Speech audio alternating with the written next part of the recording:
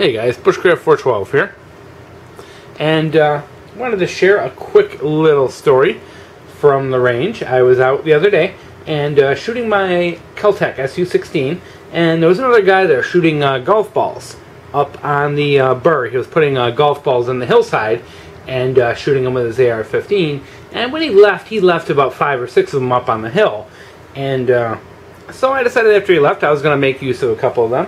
And I have my kel-tec SU-16 set up with a little 4X scope.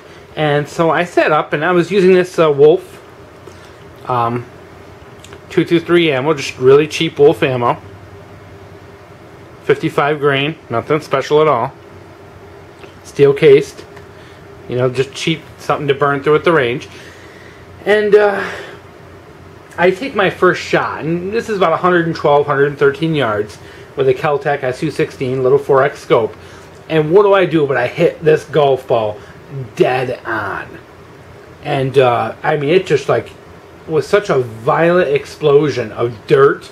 I had to run up and see what happened to the golf ball, and so, you know, of course I was the only one at the range at that point, so I go whipping down to the end, and this golf ball actually got driven into the ground about 2 or 3 inches. And there was a huge, like, crater around it. I mean, the force that it hit was amazing. And I picked up the golf ball, and it was like kind of, you know, like it was completely distorted. It was shaped like an egg. It wasn't a golf ball shape anymore. And there was just this one neat little clean hole through it, and no exit hole. And so I brought it back to the bench, and I wish I would have had my camera on me, guys, you know, for proof.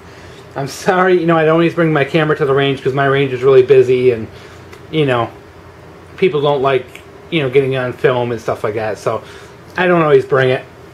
And so I cut this bullet out of the golf ball, and I wanted to show you what Wolf ammo really does.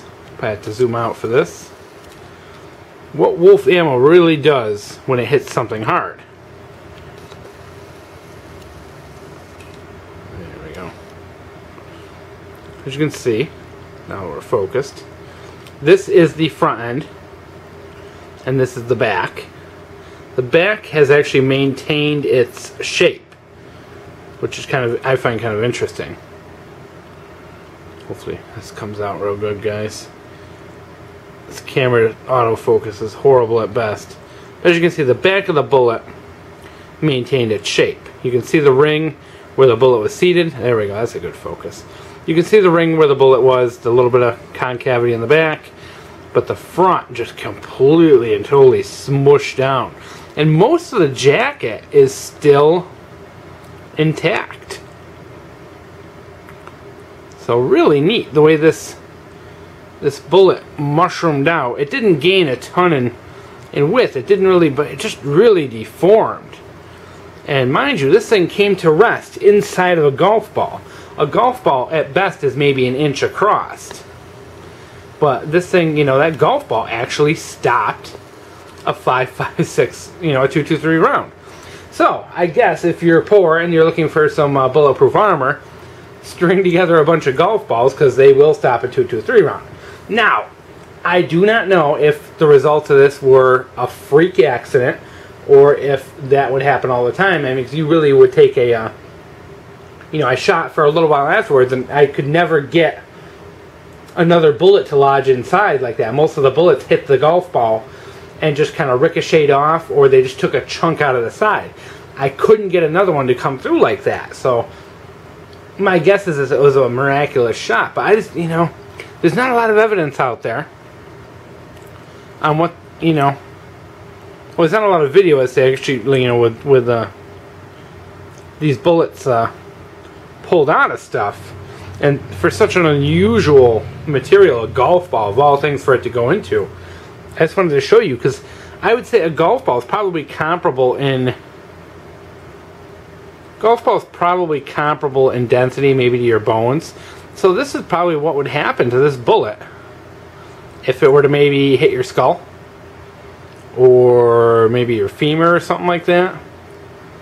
Now, I know, one of the things I do know is that probably a lot of the energy was dissipated by the fact that the golf ball was not a stationary object, and that it did drive it down into the dirt a couple of inches. So I'm sure there's some crazy physics going on there, but just really neat. What? Come on, focus. What a 223 round does to a golf ball. And the part I think is really neat though is that the golf ball became misshapen like that, and it really does show that shock effect that it has on the material it's going into.